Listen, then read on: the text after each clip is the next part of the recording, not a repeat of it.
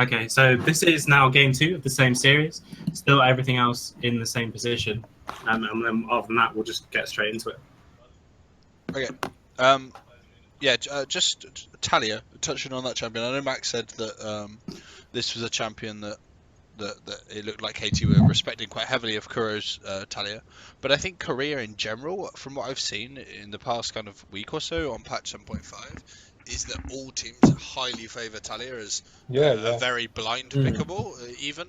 I even saw a team today, I can't remember what series it was in, I think it was first series today, even first picked Talia on blue side. That's how like potent the champion is right now for the style that Korea play. I think one of the things is that all of the games. Well, I don't know about the other games, but in a lot of them I've seen it's just been like a go-to red side man. But here, KT are banning it blue, so yeah, I think it could be poor. That could be poor as well. Yeah, it's a champion that's risen to power through other matchups becoming kind of prevalent, in as much as stuff like Talon, stuff like Zed, Vladimir. These champions that don't have so much like push pressure as the previous like Rise LeBlanc meta. And it means Talia's push pressure has increased. When Talia's push pressure has increased, her ability to use her kit's increased, and she can push these mid laners in and then make pressure in side lanes that can't be matched by you. And that's a very, very huge tool to have access to a competitive play and pro play. That's why really she's kind of risen to power and something that's been highly respected here. And another thing that may look slightly oddball to some people is the Mundo. And the Mundo is like a Marin special. He uses it as his counter to Smeb. Smeb's Rumble, and it's not just Smeb as a person, but Smeb using Rumble, or Rumble more specifically than Smeb.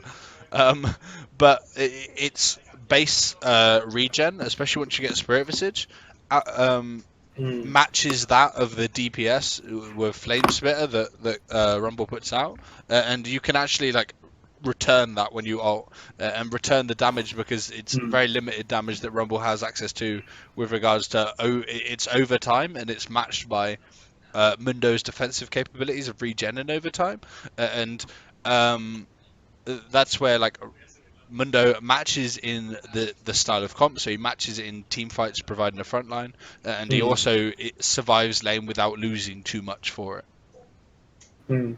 Another thing that's really interesting to point out, which I think the Freak have done very well in this draft, is that in the last draft we saw that Smeb had to pick up the Kennen in the first rotation because he didn't want the Kennen being banned away. But because Marin has this this Mundo counterpick already prepared, that with Mundo and Fizz and Kennen all available, they don't mind letting those 2 extra bans go to top lane, because you've got this third choice as a third counter, which lets them pick up another high priority champion. So for sure, that's quite a useful thing. But again, I mean, they let the Rumble through, and I don't know how it goes in this game, but it just, the amount of pressure that Marin and Smeb specifically put out on Rumble, I just think is, it is obviously very valued, but even then I think it seems to be slightly undervalued. I personally wouldn't be giving it to them like whenever I can help it, pretty much. I think it's funny that both teams have like these insane Rumble players, and they've both been like, yeah, pick it, bring it, give me your best. This is such a like battle of top lane egos. They're really good friends as well, so it's probably something in terms maybe of they've got a bet on it. Which of our own counters can we? Or which one's going to put out the most damage within their respective games, kind of thing. Or something. Yeah. I think something else interesting to comment on. I really like the way Afrika have drafted this series. Like, I like KT have gone for the classic ban 2 things that like they didn't like from last series. Although I didn't think the Nautilus was that impactful. I don't really like the Nautilus ban that much. It could be top lane as well. I guess. Yeah, it's good. It's good in that regard, I guess. But Afrika's actually got like mega comfort champions all across the board.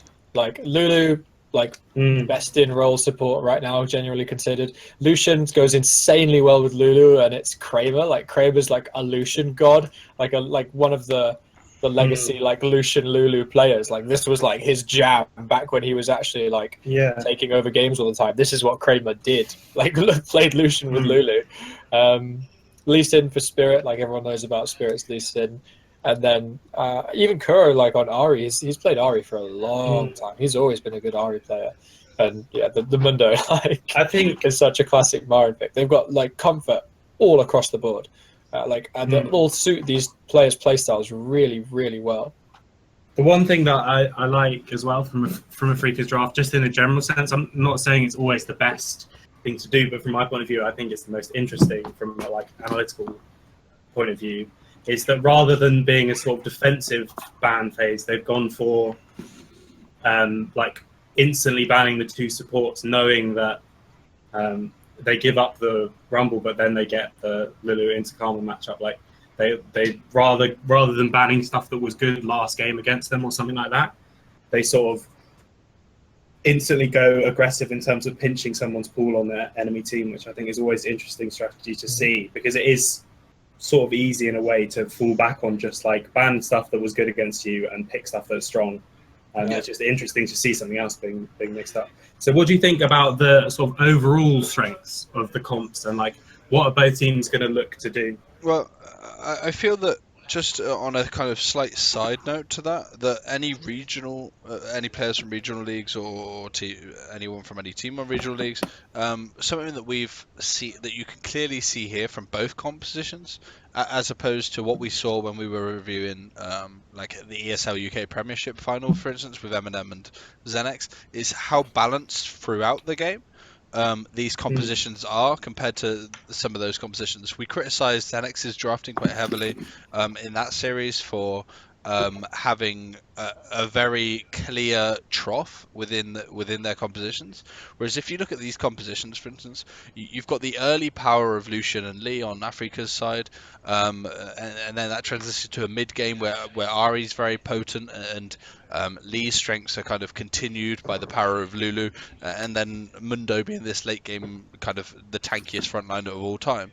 And then KT, a very similar principle. You've got Caitlyn, who's very, very hard spiking in the first 5-6 levels, but then falls off for the next 6, where the likes of Rumble's mid-game power and Graves himself come in as real pressure points. And then you've got Oriana, who kind of begins hitting her real strength at the mid game and then transitions that into a late game very powerful control mage alongside Caitlyn, who then picks it back up. And there's no real power troughs for either comp because of like the balance that they both have, and that's something everyone's that regional helping leagues each other do. over the finish line. Yeah, of course. Like the baton is handed across throughout the champions at various points in the comps to maintain a level of strength where no matter what point you are in this game, both teams can fight you head on in a 5v5 fight, and that's very, very important in draft mechanics as a general all over the world. And I think regional leagues need to pick up on that much more than perhaps they do now. But that's kind of drifting off our point. Compositionally, they're both very, very 5-0 orientated. They're both compositions that want to fight as a 5-man unit. Obviously, the composition that KT present is much more about zone control. For their fight, it's about the zone control of the Oriana ball, it's about the zone control of the Caitlyn trap, it's about the zone control of the Equalizer, as opposed to Afrika, which is more brute force your way in and look to get on single targets with Lee Sin and Ari. There's more of a pick element to Afrika's comp, as opposed to just outright team fight. But equally, they've got very standardized battle lines. They've got the front line of Mundo, the secondary front line of Lee Sin, the kind of AP mage of Ari, and traditional AD carry of Lucian with a typical supportive support.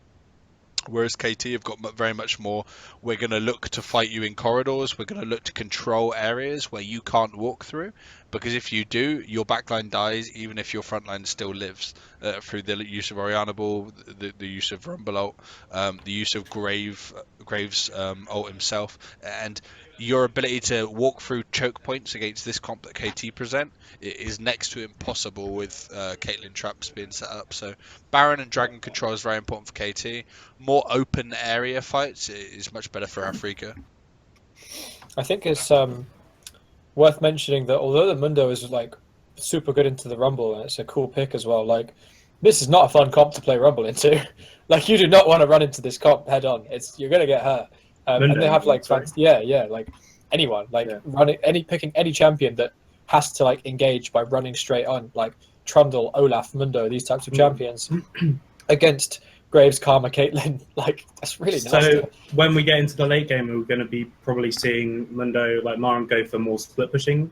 Because I know obviously no one else seems to have played it yet, as far as I remember. But the few times he's played it, it just reaches a point where Rumble can't do anything, and you can just power dive him over and over. I actually think that's the better way for them to transition later in. Because you're right, obviously there will be times when Mundo is like that ridiculous, unkillable Mundo, but once he gets to the late game against Ori, Graves, Caitlyn, like, he's not going to be able to live that long in fights. Yeah, I think they have a pretty...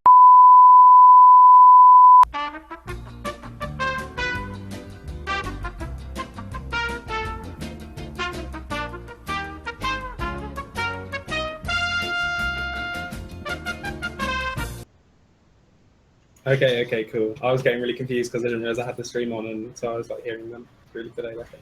Nice. Yeah, so it's all working. I hope so. Okay, cool. Is everyone ready? Yeah. I'm Roti. All right. So unfortunately, the stream died without us realizing. So we got about 10 minutes into this VOD, and we're going to be just starting again. But it's had a very interesting start, so we'll be breaking that down with the benefit of hindsight for you at the beginning. Yes. And I'll just play out. Is it playing again for everyone? The sync video is all good? Let me just check. No. No? I'm at 1930 right now. Technical issues? I'm back where we were previously. 836 is what it should be on. That's not where I Can you am. press synchronize? Oh. Mine synchronizes the alarm. Let me just reload the page. It says you're both synchronized with my time. everything broke all at once. All the technology. I blame sync video for this whole thing. We'll just edit this out and it'll be smooth. I'm not going to do that. I'm going to edit in between the things. Everyone's just going to have to see this. How unfortunate. The bare bones of broadcasting. Now I've got no... Yeah, Furn and I are in a room. But no one else is. Okay. I'll just make a new room. Holy moly. It's all good. Indeed. Create a new room. Sweltering Sweltering Penguin is what my default name was. I want to be a capybara. Capybaras are chill with everyone. Okay, wait. Africa. Have you seen capybaras, Furn? I know what they are, yeah. They're fucking awesome. They're chill with everyone. Okay. Like, literally, they're friends with everyone. I'll take your word for that. Yeah, there's all these great pictures of them just hanging out with all these different animals, like dogs, birds, cats, crocodiles. Okay. Even crocodiles are chill with capybaras. Okay. And crocodiles are dicks. They're assholes. Wow. You don't trust a crocodile. The harsh truths on the three coaches. Someone tried to take a selfie with a crocodile recently because it was just sitting there in the sunlight basking, and they died like some idiot tourist in like Australia or I can't remember where. Some idiot just like took a selfie with it. What should I do today? Let's take a selfie with this local crocodile. Yeah, they got killed. Crocodiles are dicks. Okay. Anyway, back to the game. Yeah. Hopefully no one was offended by that rant about either crocodiles or dead tourists. No crocodiles were harmed in this film. You got it. Maybe Okay. just tourists. 8:29. Yes. Yeah, it's 29. Okay, cool. We're there. We've made it. We're good. Actually, we're now going into it. So the stream's working, the video's working. We can really talk about what's going on right here. Yeah. So they spot the 3-man unit on the invade here. So Marta gets to go in and drop a ward. So they're going to have scouting on the Lee Sin start. Obviously, Lee Sin should be assuming that they are doing this, so he should assume that he's scouted. So he should assume they know where he's starting. Caitlyn places her trinket just to see if there's any like crossover start if Lee was actually baiting where he was going to start and will move across into his bot side jungle. Yeah, that's a really interesting place to place a trinket, actually. Yeah, it's the only way that there would be a crossover start at this point in the game. The only way that Lee could change his route is if he walked through that ward, in which Graves would see, and then he could start his own Raptors realistically. Even though that would be spotted out, it would be perfectly fine to do so. So this is where it gets slightly strange. This is the fabled Graves start. Okay. So we did briefly speak about this in the whole stream kind of downtime, but we weren't quite entirely sure like the real purpose behind this, and we thought about it after a while, and you can clearly see that the strength in KT's draft in the early game is the pressure they have over this bot lane and their ability to pressure in, especially once Kate and Karma have access to their level 3s. And as a result, Graves controlling bot side kind of enforces Lee to just trade sides of his jungle. And if he does that, and Lee has no incentive to go into his bot side of his jungle, Lucian and Lulu are going to get no reinforcements around bot lane, and causing a situation where there's going to be constant chip damage coming on bot tower. Lucian, being very short range, is going to get a huge amount of harass from Caitlyn every time he steps up to CS, and there's going to be they're going to be screaming from help from Lee. But they can't receive any help because Lee's kind of forced to farm his topside or fall behind himself. So it's a real tough situation right now for Lulu and Lucian. Yeah, and we actually thought allows them this was carry on. Sorry, John. This is what allows them to, as you're seeing now, the KT bot lane just pushes pretty much from the beginning, and continuously. Yeah, and they abuse Caitlyn's strongest point in the game, which is levels 1 through 6. And we actually thought that what Score's doing now, like pathing blue straight to red, Raptors, then all the way back to Wolves and Gromp, is like really not really. We didn't think it. We thought there was a reason. We weren't sure what, but we thought like there's a lot of travel time involved in this path, right? Like it seems on the face of it inefficient in terms of experience and gold gain, but the fact that he comes back to take them afterwards means that those camps are going to be up really late. Like those are the last camps that he clears, so they're going to be up before he goes down to Krogs, I assume. But they're going to be like massively delayed in terms of when they respawn. So it's even longer that Spirit has absolutely no incentive to be on this side of the map, and even longer that this bot lane gets to just push up constantly. As far as jungle paths go, it is technically inefficient. There's too much travel time. You're not getting as much gold as Lee is and experience as Lee is out of your actual path, but it's what it offers to the rest of the team. So you're taking like a suboptimal route to gain a massive gain in a certain area of the map, and that's what's different about like fives jungling or team jungling as opposed to like solo queue jungling, right? You want to be as efficient as possible in solo queue, whereas this kind of jungling, you can adapt what you do based on the other tools in your toolkit, so to speak.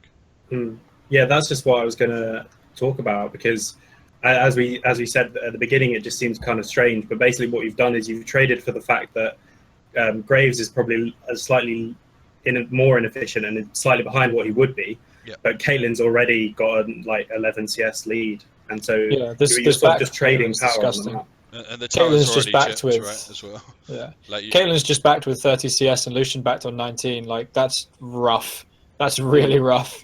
And you can already see, if you look at on the mini map at the little tower icon at bot lane, you'll see the darkening around the edges of the tower, showing how damaged it is already. And that signifies at 4 minutes 54. Right now, the defensive of the tower in bot lane is now about to go up at 5 minutes. Anyone who doesn't know, bot lane tower gains its resistances, which it doesn't have pre 5 minutes, and meaning that chip damage that they got earlier on is actually even more valuable than any other chip damage in the game, realistically. Yeah, and like case in point about the jungle pathing, look where Spirit is now. He's pathed back onto his blue side jungle. He's losing out on farm. He's losing out on the ability to get ganks out because the bot lane's recalled. Like he is completely worthless on that side of the map right now. And this is where it's sort of really. This is just the misplay, though. I mean, up to this point, you can praise how clever the KT start is, but this was, this is where it sort of goes very badly wrong. And this should have been a situation that Kuro actually was like in an advantage from, because he got the first recall because of that Lee Sin gank. So he was recalling like I think he was off of the podium by the time Pawn actually started recalling. So he was like 15 seconds ahead on tempo from that lane. He should have the ability to push first, and then he and Spirit should be able to move first to invade together. But that just didn't happen. So, and then you die to a Graves gank because you played to the wrong side of the map, even when the Graves was pinged out. And don't flash as well. Yeah, so really huge misplay from Kuro there. And like, again, we're seeing Spirit kind of not play towards the lane that we like want him to be all the time. He's still does have this very like solo carry mentality. Like he's very kill oriented and he's very like selfish as a jungler, I guess. So what is the lane that you think he should be around then? He should have been around mid lane at that point, and I think he should have been around mid lane this whole game, because this is the lane that you want to be able to snowball from. This is the lane that you should have a pushing advantage from. You gank that lane, you got the flash, your mid laner then dies. I mean, it feels pretty bad for him because he pinged out the enemy jungler, so you don't expect your mid laner to die there, right? But like his mid lane got a really, really good back for a tempo advantage and should have been able to push first and move first with the jungle. And they should have been able to get really good deep vision off of that. And then they would have like 100% had information on the Graves instead of it just being like, oh, I think Graves is here. Like Spirit realistically can't gank this bot lane. There's no CC from the Lucian and the Lulu without the Ahri. The Ahri needs to be roaming with him. And like they've got good pink ward control in the river, but he needs to be there to free her up so that she can roam. He needs to be able to give her push pressure because right now, if you look on the map, she's getting pushed in. Yep, I definitely think that what you want to do is, with regards to what's happening here, is Lee can't, like you say, can't be in the bot side on his own. It's not going to do enough to relieve the pressure, because as soon as he leaves again, he's just given up everything. Graves is going to take his full topside jungle. Graves is going to take way more than he can ever regain.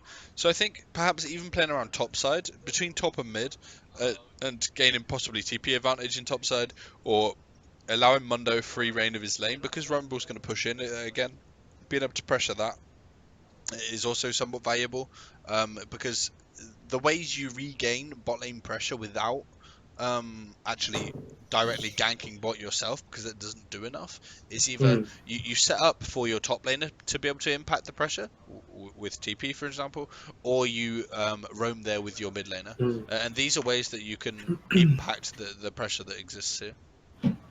And so that's just another mistake from Kramer, which we'll go into again. Yeah. But just to briefly touch on what you're saying as well, and this is why we're sort of so praising of this start, because Lee Sin would be able to do enough very early on to help. But by the time he can get to the bot lane, because of this start from KT and from Score specifically, and by the time he gets there, that's when it's just not like he's not going to do enough. I mean, right now, 7:38. This is the first time Lee Sin's had camps up on this side of the map. So like the lane's already lost by this point. And then Kramer just must be incredibly frustrated already, like 15 CS down. But that's just again another mistake. Yeah, he just walks into the lane a really, really greedy way. And so the sort of two micro mistakes do cover up what KT are trading for it, and they do like exacerbate the problems. But they're still going to be in a very rough situation bot lane just from the. Yeah, for sure. Yeah, like the bot lane would have been in this situation regardless, right? They still would have taken this tower. No, yeah, they still get this tower first. It may be an extra 30 seconds time, but realistically, that doesn't mean much. I'm realizing because teleport though, because we've seen this all. We're not like reacting to what this is happening as it. We're not going very in. So this is what you were saying that they needed to do. This is exactly what Ahri in as well. Although it's already too late because they bring it as Kramer's been forced back. But notice that because Lee Sin wasn't actually mid with Kuro to make this play, like Kuro just lost a fat wave into the tower. Kuro just lost so much for that play. He's now 15 CS down and they didn't get anything off of him. So like the fact that his jungler isn't coming mid to help him, Pawn has been shoving him in this entire game, and Pawn's still flashless. And Kuro has like Ignite and Exhaust up, like not Exhaust, Ignite and Flash up. He shouldn't be able to like get roam pressure on you as Orianna into Ahri this early on into the game without like getting punished for it in some way. He shouldn't be making that roam on his own, and he shouldn't be moving first. And also, as we see, just another micro misplay from Afrika. Because Lee Sin wasn't mid with Ahri, Ori gets to follow pretty quickly on, and so they're able to clean up the tower off the back of that fight. Mm-hmm.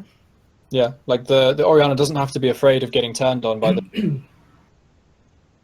for sure, quick as she possibly can.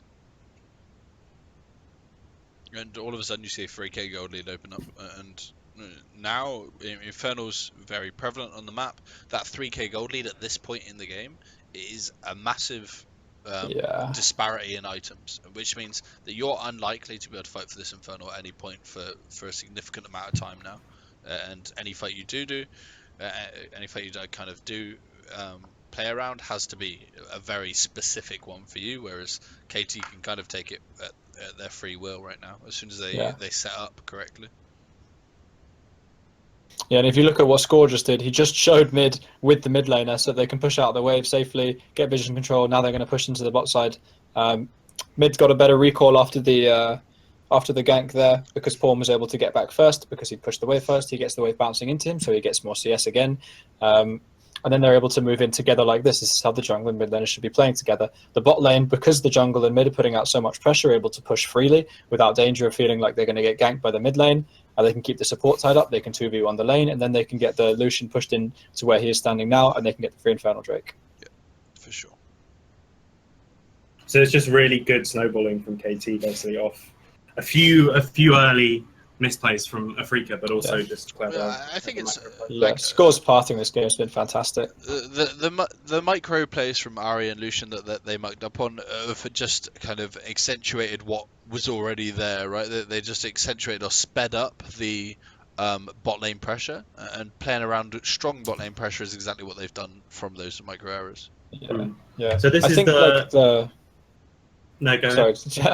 I think the lead would have been similar. Like, I think the bot lane, just off of that pathing, had there not been any of these like big missteps, I think that the bot lane still would have got bullied really hard and pressured really hard and chipped.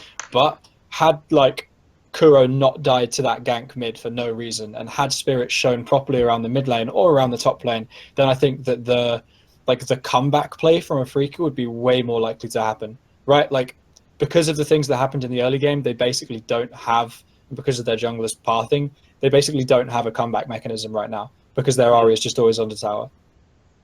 So this is the last play, at least that I can remember, that we can talk about with the benefit of hindsight. Yep. But as it's so important, we'll do the same thing that we actually did when the stream was down. So if you want to talk about how KT are now going to snowball this into this mid tower, this is one of the things that is quite difficult, I think, or well, at least another level on from a lot of team plays that national level teams are being able to add into their gameplay. So we often see the push both solo lanes and rotate to a 5-man bot to take the first tower. But getting this mid tower is often much more tricky as an objective, as we saw from Afrika last game. So does one of you want to talk through what KT do in this next minute or so to try and secure this this mid tower? Go for it, Max. Since you did it so beautifully first time. Thanks, buddy. I'll give you the pleasure. I'll leave this pause to give you the sort of setup for it as well. Okay, so obviously, like you mentioned, John, like top lane, like the solo laners have to be pushing for this play to work. You have to be able to have the rumble move first, push the lane in, and then walk down. That's like pretty easy. Everyone knows how to do that. One thing that most teams don't ever pay any attention to, and that you don't start seeing until you get up into kind of Challenger Series level of play, is people making plays in the cannon minion wave. It's good that you've paused it right here, because you can see that they're just pushing a cannon minion wave into this Lucian. That means the Lucian's going to be tied up, sitting, farming this wave. He doesn't want to let it crash into the tower. And even when he does let it crash into the tower, if he wants to CS it, the cannon minion takes like 6 times longer. I think it's like between 6 and 8 shots. I can't remember exactly how many. To die to the tower. So the Lucian's going to be there for like a good 20 seconds, and the Caitlyn's going to be able to rotate. The Caitlyn's already picked up Berserker's Greaves, which are one of the most cost-effective early game items for taking towers, and is able to rotate quicker because of that. So they're going to have a numbers advantage in the mid lane, and then they're going to force the cannon wave into the mid lane, collapse on it at the same time, and they're just going to force the tower down. And Rumble's going to come in and use his ulti for the tower. That's the general way this play works. They just have a numbers advantage, and this is again what we were talking about when we were watching the M&M games, of rotating with your numbers advantages instead of rotating towards them. Like, rotate away from the lane that you have pressure in. And also this, like, the ability for Caitlyn to do this on the Ahri is super strong and why Caitlyn is so good at sieging mid towers, because mid laners don't have a way to respond to the ranged poke that Caitlyn can put out this early into the game, because they don't have the opportunity to build any HP or any armor. So yeah, Wave gets forced into tower. Lucian's still bot. They don't even need their jungler, which is like perhaps a little bit of, I don't know, hubris on their part. Maybe like it would be quicker if Graves were here, but they seem to think that they're perfectly okay doing this. They know they have what is essentially a 4v3 here, because Mundo's up in the top and Lucian's in the bot wave. And the other thing is that Lucian can't, if you notice his positioning now, by the time this play has happened, he's been pushing that wave since they left, and he's only halfway into the, well, he's only just past the point of his tower that used to be there, right? So because they're able to push the deepest lane that is like the most exposed and the most vulnerable, or the most damaged, I should say, then they're able to rotate away from that lane, and Lucian can't, in the time that it takes for them to execute the plan in the mid lane, push it all the way out to their outer tower and can't get anything back from it. Yeah, and sure. also, everything, all the damage that they're putting out is just coming out to zone people away from the tower and the equalizer as well. Yep. So one of the things, as with a lot of pro play stuff, you watch that and it seems like, oh, that's just like really easy. You just push everywhere and then rotate in, basically. Yeah. But is there like, are there any like things that they're doing beforehand in terms of like setting up vision and stuff that are also good to mention when you're thinking of like, well, why can't my team?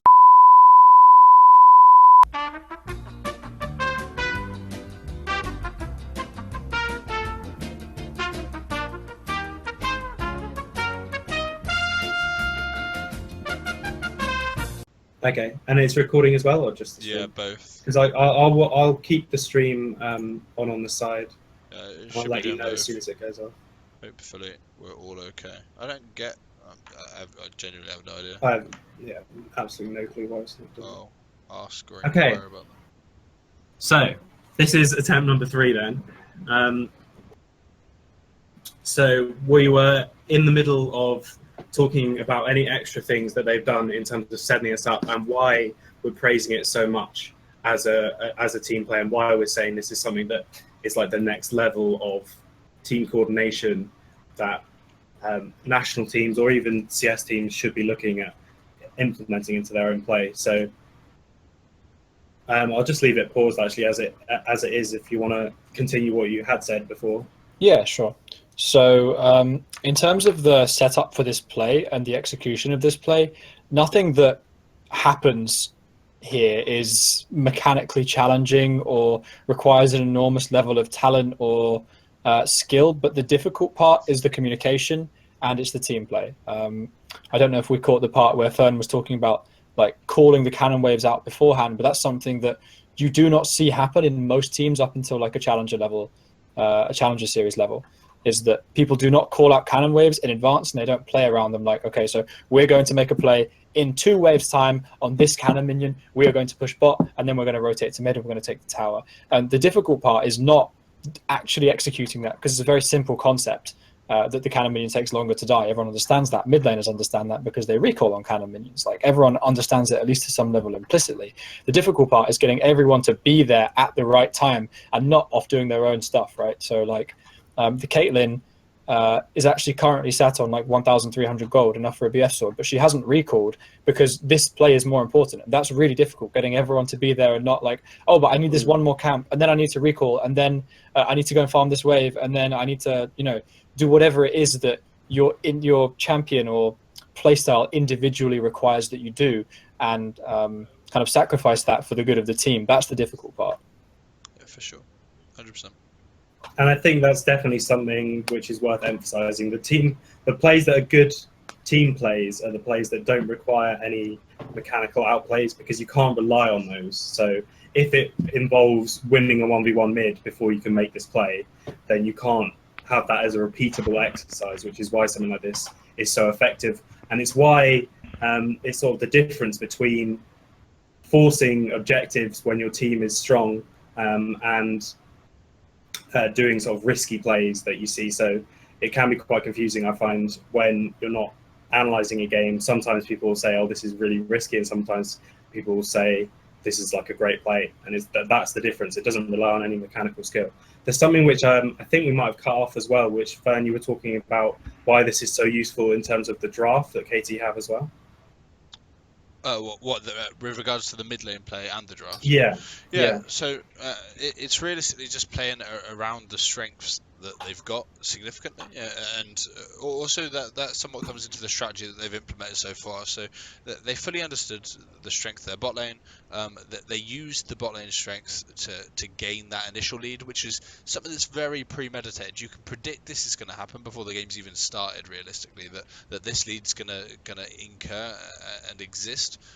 With the way Graves started, with the way they postured around getting that tower, there's very little kind of counterplay that Africa would kind of pose. So that exists, and then they move around into the mid lane, and obviously Rumble's the other point of pressure that you need to move into from top lane to mid, and he's the other zone control member, which when I spoke about draft prior, I said the importance of the way KT's comp work is around zone control. The zone control of Orianna Ball, the zone control of Caitlyn Traps, and the zone control of Rumblewell. And all three of these members met around mid lane tower, which is the most important tower in the game outside of inhib towers, to utilize the zone control to prevent any kind of counterplay with regards to preventing that tower going down from Africa, and immediately used Equalizer when Rumble arrived, not because it was a looking for kills measure or trying to get more out of the play than they needed to, but they were securing zero counterplay to preventing that tower going down with the zone control that they offered. Okay, so we've seen KT snowball very effectively in terms of getting these two towers. They've got, so as we talked about in the last game, Afrika wanted that inner tower, didn't get it to about 30 minutes. KT already have it down. So what's their next objective, and what are they going to be doing in terms of setting it up, and what they need to, again, if we're talking about in the next few minutes, what they need to have sorted for their next play to happen?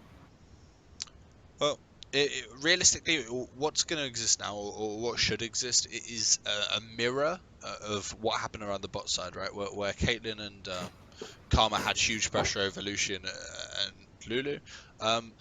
That's still present. Okay, Karma's not quite. Caitlyn's not quite as much of the lane bully as at this point in the game as she is like for levels 1 to 6, but she still has that presence, especially if Graves is able to control what's going on around the bot side, and also with the gold lead that they've got kind of over those weaker areas of Africa's comp. So what you're likely to see is, because mid tower's gone, Orianna and Graves are going to be able to push in Vision into the top side of Africa's jungle. They're going to be able to bully Lee Sin out of being in that side of the jungle, and they're also going to then be able to pressure in towards top tier 1. What is less likely, without the use of teleport, is Rumble's ability to alter that or use his zone control to benefit the capture of that tower. So it may be more difficult for them to use as many zone control tools around that, because it's a furthest point away from Rumble. But equally, there's still going to be the same kind of level of pressure exerted onto preventing Lee from swinging the natural kind of tide of things within this lane. Yeah, this is more likely to be like a slower closeout in terms of they're just going to try and chip away at the tower. But because mid lane tower is down and Ari doesn't have the protection of her tower there, KT has an extra advantage in that the Orianna can almost always move first tier, and she can just disappear even up onto a pink ward and sit in Fog of War and force the enemy bot lane to be afraid and recall, or to like step back from the tower, as we saw earlier that Smeb did on the Kennen, right, where you just have to leave the tower, so otherwise you're going to get tagged.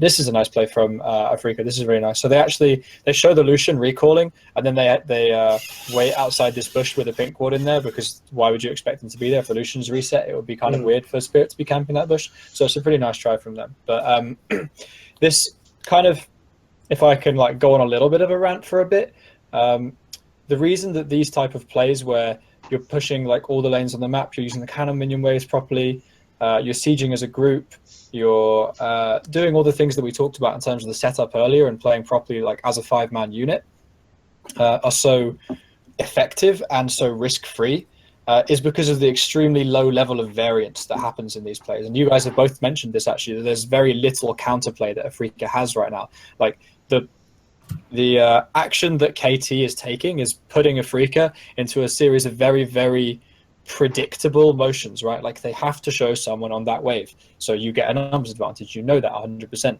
They have to put Mundo bot. They have to do certain things to be able to equalize what KT is doing, and that makes them very, very predictable. And that's the hardest part of League of Legends. That is like everyone at this level understands League of Legends to a very deep level. But what you do not understand is what your opponents are doing and thinking. So anything that you can do to limit your opponent's choices is, by definition, just like going to reduce your level of risk, because it means that you're able to plan more effectively and more efficiently.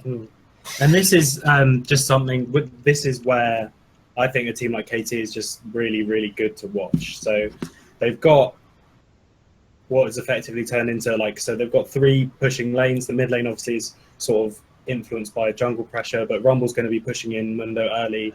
If Caitlyn and Karma are going to be pushing in the bot lane, and they've managed to snowball this to this massive gold advantage already. And as you talked about earlier, Furn, which I'm pretty sure we had captured, so I'm not going to repeat it too much, but it's not, even though the slight mechanical misplays from Afrika have exacerbated the lead, this lead has nothing to do with the fact that Kramer overstepped and Maren died 1v1. It may have just taken a slightly a couple of minutes extra, maybe even less so than that, for this to present itself. But the way that they chipped down first tower and took that, the way that they moved that lead into mid lane, the way that they transitioned that lead into top lane right now, it is not because of those mechanical outplays or mechanical misplays. It's purely on understanding how to rotate using waves and how to transition your pressure from one area of the map to another.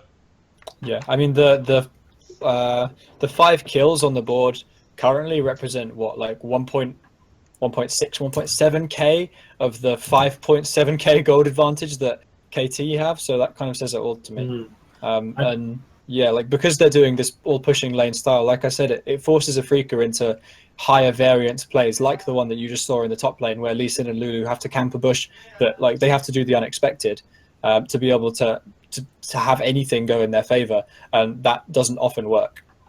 So if you do that style repeatedly, you're going to get burned, because eventually the risk isn't going to work. It's not going to pay off. Yeah, for sure. For some reason, I can't play the sync video again. Nice. You have control over it. I do. Apparently me. Oh, and me too. Oh wait, wait. You try and play it. I'll refresh it. Okay. Oh, the refreshed version just has me in the room. Yeah, that happens. That's what happened. Can you play the video, Fern? I'm playing it. Yeah.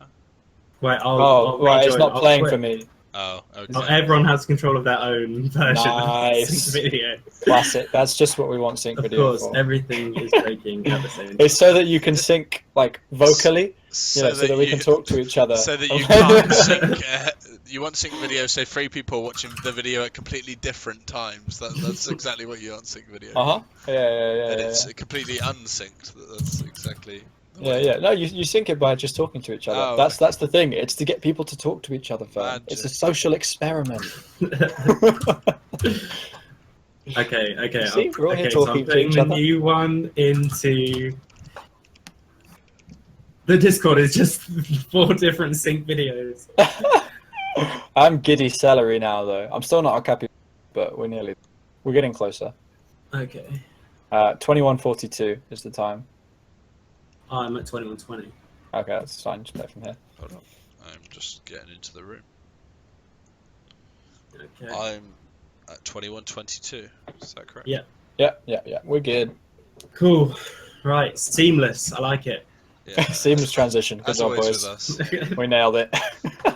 This is what you're coming for, is the high production value. Yeah. I mean, it's still better than ESL.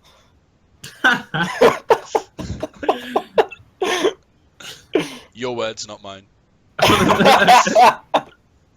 Just a disclaimer yourself. Yeah, I would still like to be invited back to events. Please, I very much enjoyed my time on the analyst desk.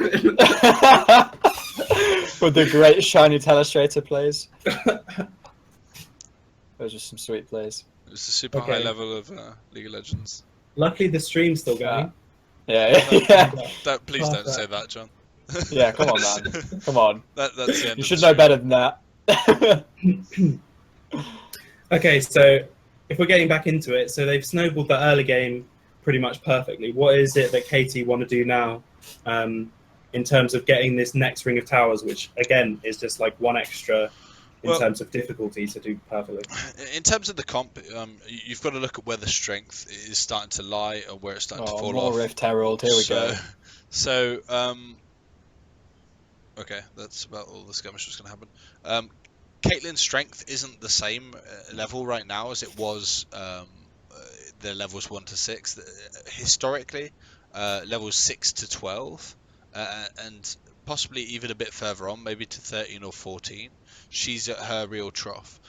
Thankfully, within this comp, the likes of Graves, the likes of Oriana, who's, when she completes her first item, is gonna start to carry the kind of weight of that on her back, as well as Rumble being at his very, very highest peak within these mid-game points. So the zone control that was Caitlyn's strength is now more Rumble and Oriana's strength, and they will be using that within narrow corridors in this top side jungle to really rotate between the tier 2s, and that's how you play tier 2 objective takes. It is by gaining the faster path between tier 2s, rotating between them quicker, because the opposing team has to go back effectively just in front of their base, in front of the base gates, to be able to match you on those rotations. Yeah, and in spite of the Caitlyn power trough, Katie are in a disgustingly good spot to force right now. I mean, Oriana is sat on needlessly. That was so the close. last briefcase. Nice. He knew. Okay, so Oriana is in a ridiculously good spot to just force constant mid pressure off of the Ahri. She's on needlessly large rod plus Lost Chapter into components for Abyssal Scepter. This is awful from an Ahri's perspective. This Ahri is never going to be at a point in the game where she can do the things we talked about in the draft, where she can be ahead, where she can look for assassinations in side lanes, where she can split push, where she can go into this aggressive build with the Lich Bane so that she can further augment the split pushing. All of those options are completely kaput right now. So it is literally just a case of she has to sit mid and just try to get the scraps of some off of mistakes of KT, basically. She has to look for really opportunistic picks with the Lee Sin, which is what Afrika have been doing up till now. But yeah, and also although we're saying Kate's at her power trough, which effectively the champion is, this is a 2-0-2 Caitlyn with an Infernal Drake, so it's not the same kind of level of power trough as if this Kate hadn't gained this significant lead, and there's enough of an early game lead here to kind of really kind of power your way through that, or fast forward through that, compared to your average Caitlyn. Yeah. And it was still a good sort of just proactive play from Afrika there, though, to pick up that Drake in terms of so much against the run of play, right? And is that just due to that teleport force from Marn, or is that something else that they've been? Was the pressure that he exerted in that area of the map while KT were very focused on putting their resources into the top side, so there's a momentary kind of opening where KT could get something out of it, and Afrika get something out of it, and they did. I'm actually not I don't know if I'm a massive fan of putting the bot lane top right now. I tend to prefer Caitlyn in the mid lane, personally. And why is that? Just because you want to be rotating with the stronger unit, and also because if you put let's say you put Oriana mid, and they have their ADC etc. in the mid lane, then normally the ADC the ADC plus support plus jungle can outpressure the mid laner. It's not happening in this case because Pawn is ridiculously far ahead. If we skip back just slightly, this is an example of what I was kind of talking about, where you control the topside jungle vision and you can rotate through that area of the jungle yourself, and the members of Afrika can't walk through this area because they're now in a fight against a zone control comp with a Rumble, Oriana and Caitlyn. So it's next to impossible for Afrika to ever walk through there. So if they're going to defend their tier 2 mid, they have to walk around back through their base. And that's why you see KT not just stick to just trying to push down and bully out this top lane tower, but they actually rotate away from top lane when Lucian's committed to staying there, and push down towards mid and then go aggressive onto the Ahri because they know they can't match in numbers. And that's how you play these tier 2 tower sieges. Okay, so we'll just watch that exact thing. You'll see an exact example of that right now. So again, they're pushing in the wave. You'll see immediately how Graves goes up to them, and they meet around there, or they rotate down to Graves, and meaning that this can't exist. They have to just leave their own jungle. You gain vision control on the way, and you pick up jungle camps. You take everything away from Lee Sin. Lee Sin sat there, gets one Krug camp while he watches his team lose his mid lane tier 2. Yeah, and at least going to trade a bottom lane tower for it. Yeah. Yeah. Whatever. But that's just a result of the Rumble blowing his TP earlier because he took a stupid 1v1.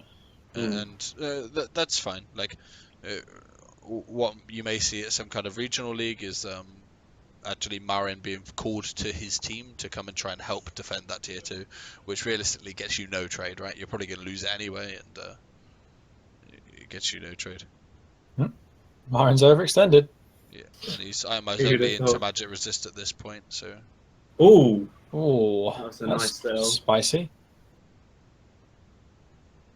So that again is going to get a lot off of this. So this just comes from the one time, the second they stop doing what you guys are both talking about. Yep. Even though they go for the kill, and they get the kill, but it's not worth it at all, is it? I think from a KT point of view, do they realistically need to even care about the Mundo? Like, Mundo's overextended, but what's he going to get? He's got that tower anyway. What's he going to get after that? Like, Rumble isn't going to die to him yet unless Rumble's really overextended. So if Rumble just walks back to his tier 2, he can just clear the wave with Flame Split. It's not like Mundo's some kind of Fiora that's going to dive him and just split push forever right now at this point in the game. So that's not really going to be kind of prevalent. You pause here a sec, John.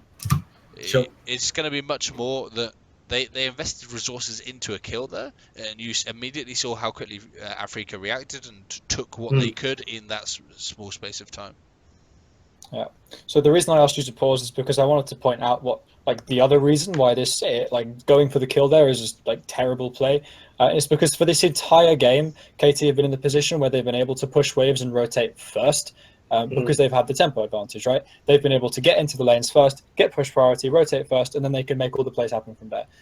The reason that kill is bad is because they need to reset right now. They need to go back to base and spend the gold they've got from killing that tower, and instead they use the time where they could be recalling to get back out onto the map quicker to go for a kill. What that means is you can now see that Pawn and Score are currently recalling, and everyone from Afrika is back out on the map. So Afrika, you can see Lee Sin going into the jungle right now. You can see Lulu heading over there. They have time to clear out this top side jungle, which means they have the ability to set up picks on people who are checking in for it. They've just lost the tempo. That shouldn't happen when you take a tower. You should not lose the tempo. Yeah, for sure. And this is just what Furn, you mentioned. I'm definitely going to butcher it. Last week of, like, kills, you should think of kills as the byproduct of good macro play rather than... Realistically, that kill that they got there was the first kill that wasn't a byproduct of macro play, right? Well, there were two slight errors in the early game, but majority of the kills that they've picked up are just where Afrika have overextended or they've tried to defend when they shouldn't have been able to defend, and they've been kind of punished for it. Whereas that one was where they saw someone out of position and they killed because they could, as opposed to what do we actually get out of this, what's the risk versus reward. And there was no risk in killing Mundo, but you give up the tempo you just gained from taking your mid tier 2. You don't use the mid tier 2 immediately, and you give free time to Afrika to stand any kind of chance that they have of trying to remain in this game. Yeah, and to be clear, the correct play after taking that tower is to take the tower down and then push the next, kill the next incoming wave of the enemy teams, push your wave into their tower. So again, someone has to show the tower. And then in the time that they spend sitting on that tower farming those minions, you can be recalling and you can get back out into the map first with your support and your jungle, and you can prevent them from clearing out your vision. 100%. So that is the first sort of macro misplay that I would say that we've seen from KT. Yeah, for sure. But they just lose so much in terms of, like, I mean, Yeah, this is just, it's so obvious to see they lose two towers for the it. speed and the tempo that they lose just from that one. And it's one very concession. much that seems to me more mentality than anything, right? It's more we're so far ahead that let's just go kill this Mundo, as opposed to staying very firm and strict on what you should do. Battle of the top laners, isn't it? Smeb just wants to be better than Marin. Marin Smeb wants doesn't to really prove die himself. very much anymore, though. It's quite difficult for Graves and Caitlyn can still kill Marin quite easily, but Rumble never touches Marin anymore. Yeah. And the difference between that going for the Mundo there, it's still fine because the macro play isn't rotate to get one kill. The macro play is to push up mid lane. Yeah, and pressure off this tower, which is exactly what they're trying to do. Yeah, and again, they get the shorter rotation through the jungle. Yeah. They've waited for that slow push to just wait to come into the tower. They push the last wave. Lucian's still there clearing it, and then they go to the bottom side of the map. Although Smeb face tanks that pretty hard. Oh wow! Oh, this is cheesy. Very desperate. Oh, this is so desperate. They know. They know. They saved the tower for it though. Yeah, they did. Just KT back off, just in case they. I think KT recognised that they were controlling the wrong area of the map at this point, and as you see, they just immediately spam ping top tower rather than bot tower, and realised that the top tier 2 right now holds much more value than bot tier 2 for the purpose that it's nearest to Baron.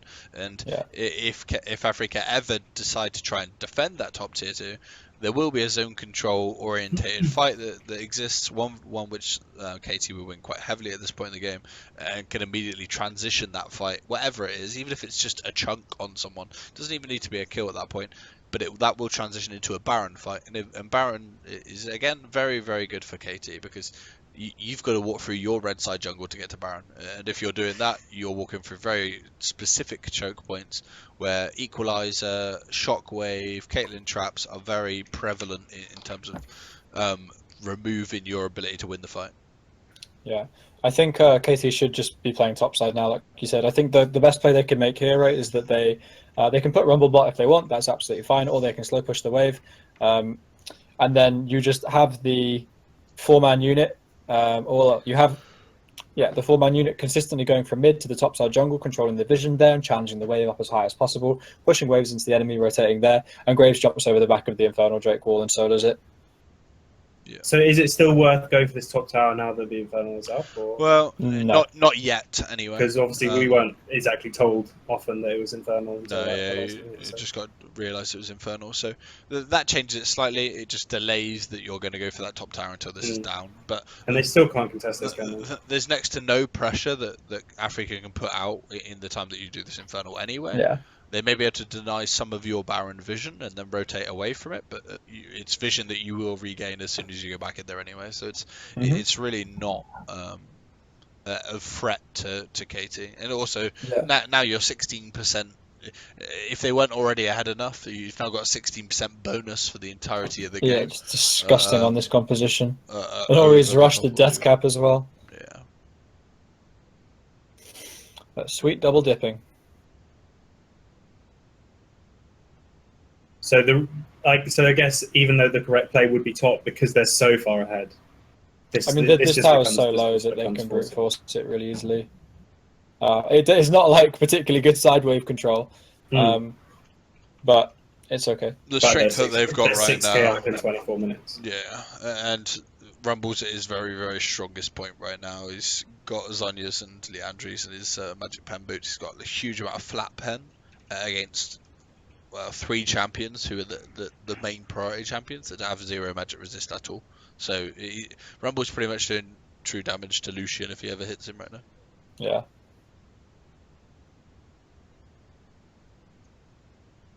So it's obviously still looking incredibly dire for Africa. Do they have any way to get back into this game, assuming that KT don't make any mistakes? Is it just sort of hope for more macro misplays? At this point it's very, very tough because you are, even if the scaling advantage was level, double Infernal alters that so much that you still don't, any kind of scaling advantage is swung towards you anyway.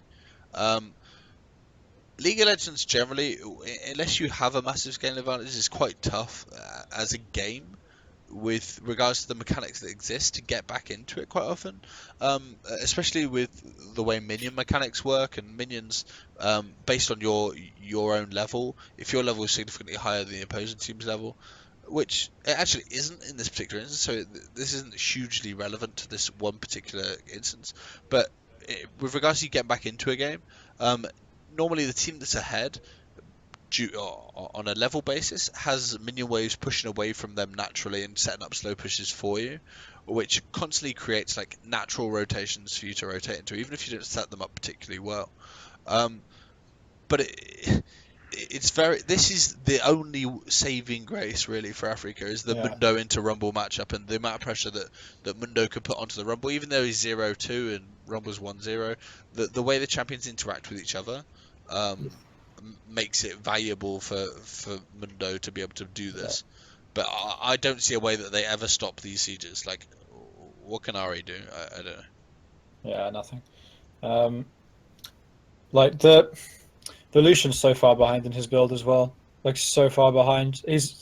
I would say that they have a chance of like making a pick and like, you know, then having a 4v5 team fight where Lucian goes off with the Lulu buffs and everything, but he doesn't have Infinity Edge, so he's gonna have a really hard time bursting anyone. Again, if this was a regional league, there's much more chance, even if you're in the exact same situation, because you do have like pick pressure with Ari and with Lulu, with Lucian's burst, but pick pressure only really exists if there you go. It even happens at this level, right?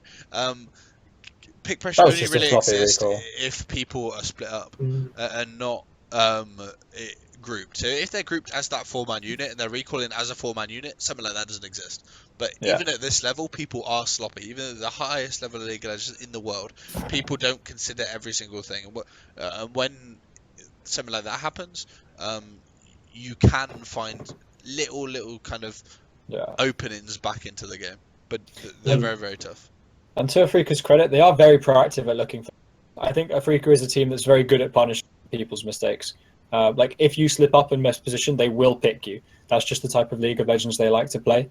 They're not like the cleanest macro team, but they are very good at like exploiting people when they find certain weaknesses. And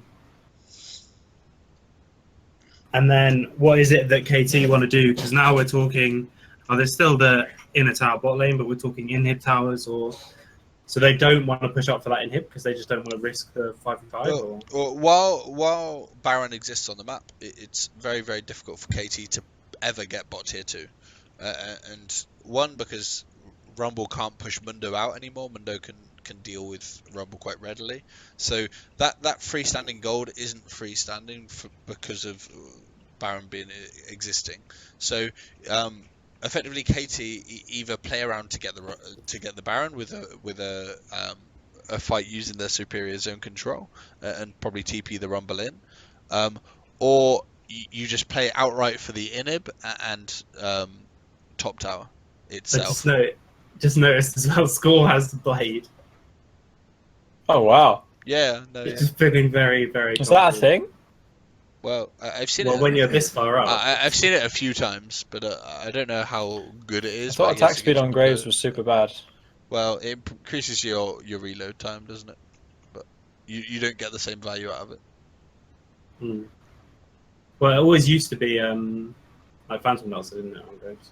Yeah. But I assume this has something to do with the fact that he's very far ahead. And his real biggest threat right now is Mundo. If Mundo ever joins fights, and your ability to cut through Mundo is obviously significantly increased with that. This inhib acts as a kind of secondary split pusher, which constantly creates pressure, constantly sets up pushes in mid lane, which you don't have to deal with yourself. With the inhib the way it is, and the top lane the way it is, it's going to be very easy for them to force a Baron right now if they want to. They're going to reset first, which is fair enough. I think they could have even forced there if they wanted to. You can notice that, well, actually they're not. They were looking to reset together at that point, which is quite important based on what just happened with Yeah. I said just a minute ago. They're probably saying, right, let's not make any more stupid errors like that, even though it won't have cost them anything, realistically, Africa getting a kill on Karma, but there is no need for that to happen at this point. Again, Mundo's pressure allows them to get another Ocean Drake. Ocean Drakes are considerably weaker at this point of the game than they are in the early game when you're in your laning phase and you're getting this free sustain. Oh wow, Kramer went Black Cleaver. Sorry, I did not expect that. Not versus that comp, I guess. I think it's really bad, don't you? Well, like, in surely you want general, Infinity Edge right now. Like, for this stage of the game, why do you need Black Cleaver at 30 minutes into the game? I think it's terrible. Normally, Lucians have a very good 2-item spike with Bork Cleaver when there's any kind of remnants of a front line, but there isn't even really that here. I would have thought, like, for the comp they're playing, like, so much of their win condition is about burst damage, about being able to pick people. I would have thought you just want Infinity Edge, so especially they against just this have comp. to force here as well. Yeah. This looks like what would be the final fight, but then they can't even commit. So, I mean, why do you even care about reducing a percentage of people's armor again? Yeah. So, I don't know. I think it's really bad. No, You really want Infinity Edge here with the Lulu, because she gives you so much attack speed, and like you get, the more attacks you do, like you're supposed to be like this insane late game teamfight god that can like constantly dip in and out and get auto attacks off, and this team doesn't actually have that much hard CC. Oof. He tried. Yeah. He had to try. There you go. Yeah, I mean, like the team they're playing against doesn't even have that much hard. Like they have a lot of range, but he should actually be able to like hopefully get like consistent auto attacks off in late game team fights if they play it right with the front line going in and giving him space and the Lee Sin like taking up time, and they have a lot of threats to peel for the Lucian. So like the more auto attacks you get after the fourth auto attack, the worse Black Cleaver becomes, and that's not what you're trying to do when you play with the Lucian Lulu. You're not trying to attack, like just burst someone down with your culling. That's not what Lulu is good at helping you do. Yeah. So, I don't know. I think it's really bad. One thing you notice in this game is that I can't even remember a shockwave being used, right? And that's how kind of scary or how strong this KT comp has been. Is they haven't even needed to use, like, they've poised the threat of the zone control, but they've not even needed to use the actual execution of that to get this lead, which shows a very high level of macro and understanding and like huge competence in terms of if you don't actually need to fully execute your plan to really threaten it, then it kind of shows just how strong what you're doing is.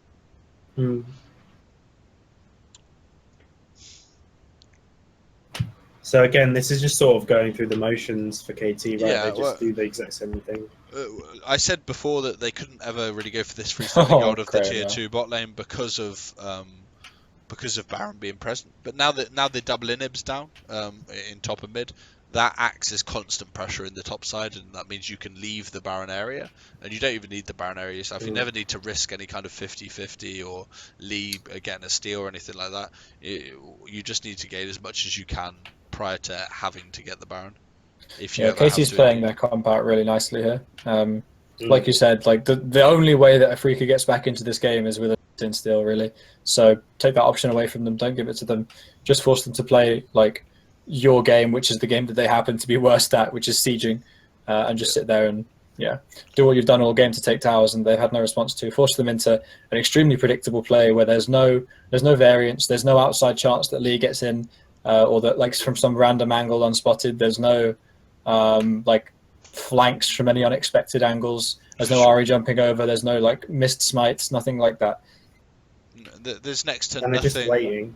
That they're waiting for the 2 minion slow pushes to naturally kind of create themselves, and there's next to no actual aggressive movement or a movement that they've chose to make that Afrika have actually made in this game. So like how do you ever shot call this game?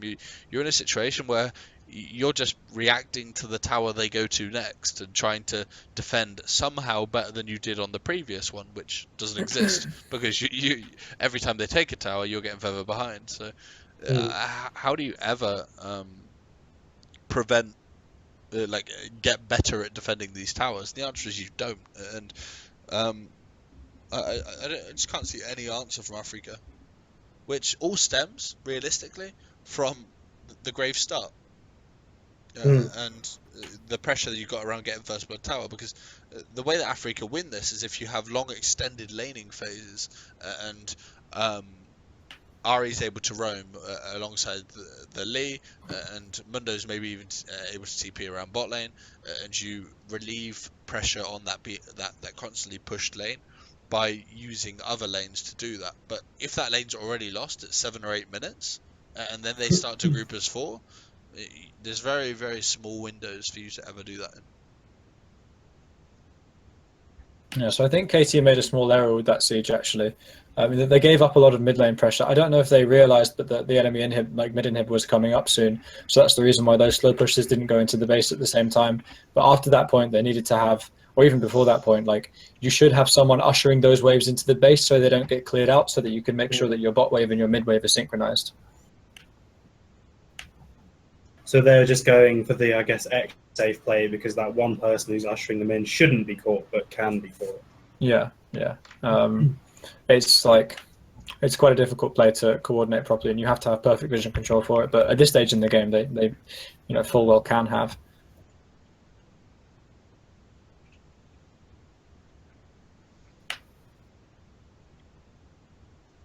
So here it looks like they're starting to pressure around Baron. Is that a realistic objective that they might want to go for, or do they just do the same thing again with the siege because they don't want to risk the? I think they should do Baron. Yeah, they can do Baron quite freely. I think if they ever can do, though, they'd prefer to fight 5v5 within red side jungle in these narrow areas if that presents itself, just because there's like a 3 or 4 possibly % chance that fight may go in the favor of Africa, and that would have or just to be like at least in steal, really. Yeah. So I mean, if you're KT right now, okay, we're going to take Baron when the jungler is dead, and like you just use the Baron as an objective to force a fight. Def got so much healing there. okay, Oh, I guess I lied about the 3%. No way. I mean, 3% chance. Let's jump back and see that. But I think it was a 3% chance in narrow, in like within the jungle that I said. So these open areas are a bit different. Okay, Mundo gets to flank and Graves' top side. Nowhere. Yeah, Score is pushing a top wave in, which he doesn't need to be because it should have a super creep there and it's a slow push. Oh wow! Pawn dies without using ulti, flash, or exhaust. Kramer just deletes everyone. Equalizer's poor too. It was very linear and didn't really hit anything apart from Mundo, who doesn't take magic damage at this point in the game. And that, I mean, that's sort of the perfect example of what we were talking about earlier. A team play that should be a great team play, but does require mechanical things. Like they basically just they messed up everything, and so it went badly. Yeah, for sure. Well, the Baron there should be 100% play. Moving into the base. Still going to lose. Oh my god! Both in hips. That just shows you how far behind they really were. Yeah. What a comeback play there. If you're going to come out into it, this is it. I did say Kramer was a late game Lucian god. That's him, all right. And they really just didn't react well to that Marlon flank because they saw him earlier, backed away, and then pushed back up, knowing that Mundo could just come back again. Get older now too. If you can see, actually, like in the top side of the jungle, there's loads of shouldn't be there. This is like the saddest thing if you're ever playing League of Legends at a high level. Oh! That's the saddest thing you've ever played. I take it back. It's the second saddest thing. Again, I lied. That was the saddest thing. But it's when you're Katie, I guess that removes some of what I was about to say about it being the saddest thing, because the saddest thing is when you feel like you've done all macro elements really, really well within the game, and then you're sieging the inhib, you're just trying to finish the closeout bit of almost a perfect game. You lose a fight, then all of a sudden you lose Baron, all of a sudden you lose Elder, and you're forced into contesting these objectives that you didn't necessarily even want to exist on the map. I didn't even see that Spirit player. Yeah, that Spirit player was super Spirit, good. You monster. But you all of a sudden lose these key objectives, and so much of your lead is undone, which is really, really sad when you feel like you've played such a good macro game for a long period of time. But getting that Elder just re-nullifies. It ends what they thought was the comeback, I think. Well, Lucian's got his eye edge now, and Lulu's got the time for Kramer to do Kramer things. You've now just got the equivalent to huge amounts of gold in terms of AD and AP from your... Yeah, and they should be able to stall out most of the duration of their Elder Drake because they have the Baron buff. So the sieges become way more difficult. Oh my God, Marin, and this is they've got so much vision control where they shouldn't have. Right, Casey's not doing a good job of sweeping out the vision control. So they seem to be just getting a bit impatient again.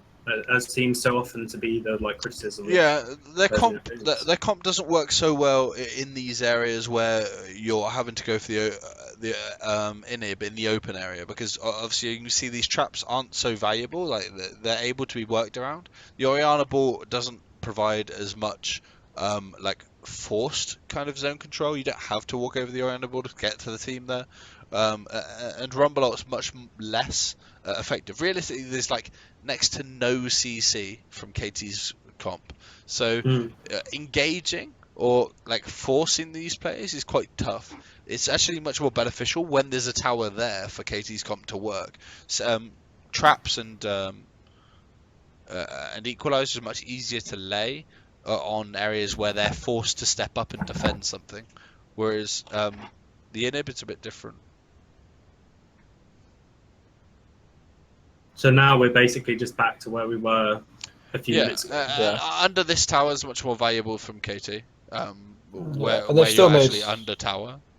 Yeah, and they've still made really good use of the waves of the top side that are pushing in. So, yeah. Question is, can Afrika get one more miracle fight?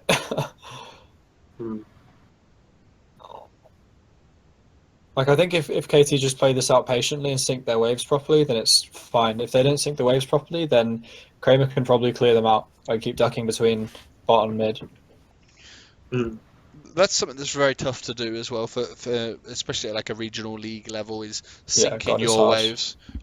For instance, this wave gets cleared and then the wave hits top lane, and Lucian could just go back and do it, whereas getting the wave to come in in bot side the same time as the wave crashes top side is quite difficult to do. They have ages to clear this wave now, and if they had a better front line, if they had a Mundo, the Mundo can just walk up. I mean, Death can do this with the shields, which is pretty obnoxious, but if they had a full tank, they could have taken the tower.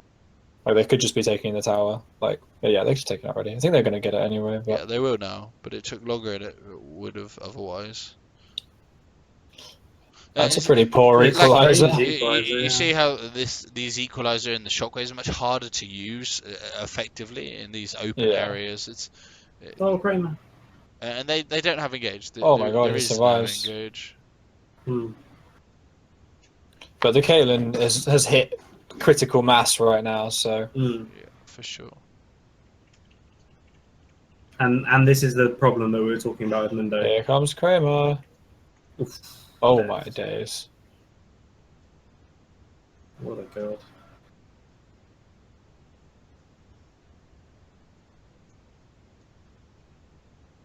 And here there's going to be overwhelmed by minions, aren't they? So. Yeah, now you are they? As long as Caitlyn lives, I don't think you... okay. Please don't. Yeah. Thought that was going to be another one. As long as this one thing. As long as this happens, as long as that happens... Oh, actually, never mind. I lied again. The good old 3% chance. Yeah. Turned into 333% chance. Okay, so we got there in the end, despite all technical issues. Yeah, and I think the streams actually kept running for the entire time since that Yeah. last one. So. Oh, nice. Well done, stream. This is where I realised it hadn't been run at all. So Anyway. so in terms of like summarizing that game from both teams, we talked about it quite a lot as it was happening, but up until that one big misplay, it was pretty much perfect from KT, right? Other than the one time they went for a kill. Yeah. Basically, in terms of if you want to learn how to take pushing lanes and get a massive early game lead, this is like gain a lead and use that lead to not only impact the one lane that you get the lead in, but to use that to transfer that lead into other lanes. It is the massive thing that you can take away from this game, and KT do that like almost perfectly. They pretty much get all tier 1s, all Drakes, all tier 2s without any kind of misstep. They do make a slight misstep when going around tier 2s. They do go for one kill, which gives Africa a couple of tier 1s back for themselves, and then their comp struggles, or it seemed to struggle, when they found themselves in a situation in an open area where they had to get the inhibs to be able to break through that sending the super minions into base area. Once they got that, then the super minions go into the base anyway, and you can just constantly press up because there's not enough people to stop you taking the inhib. But when it was like 5v5 clash around an inhib, even with the gold lead, it was quite difficult for KT to really like push that any further than what it was, because the zone control, like I said, isn't as effective. But all in all, in terms of the macro game, really, really kind of potent and strong. Yeah, I think in terms of what kind of aspiring players, I guess, or coaches, analysts, whatever, can take from this game in terms of learning from KT, I think that very rarely in lower level games, like regional games, UK games, whatever, do you see people efficiently siege out the inner towers like that. Making that rotation that you were talking about earlier, Furn, through the, getting the shortest path through the enemy's jungle to their inner towers from like mid to top or whatever. Yep. That rotation is very, very rarely executed well below, I don't know, let's say below Challenger Series or below like, top 2 teams in regional leagues. Yeah, of course. Very, very rarely. Yeah. Normally by the time that happens, then you just kind of get, like people snowballing on each other because people tend to like give up or not know how to respond to those plays. And I think that's also actually a huge sticking point for Western teams against Korean teams, is like the inner 3 towers like never full. Because people don't seem to make the rotation properly. I don't think it's the rotation. I think it's a complex web of other stuff. But yeah, I think it's to do with the fact of forcing those down without someone making a mistake. Yeah, because what often happens in some LCS games, and obviously a game like that is still an exception in LCK in terms of how clean that was. But what often happens in LCS games is that you just keep pressure on 3 lanes until someone gets caught, and then you get a tower from that. So then the second you play against someone who doesn't get caught, it's like strange. But definitely, I think all round, that's a really good game to watch in terms of if you want to learn how to close a game. Not only because they did it pretty much perfectly, but when they made mistakes, it was so obvious why it was a mistake, and it was so obvious how much that cost them. So I think that's pretty much it for that game. Unless either of you have anything you want to add? No, I think that's about it. Cool. Great, that's done.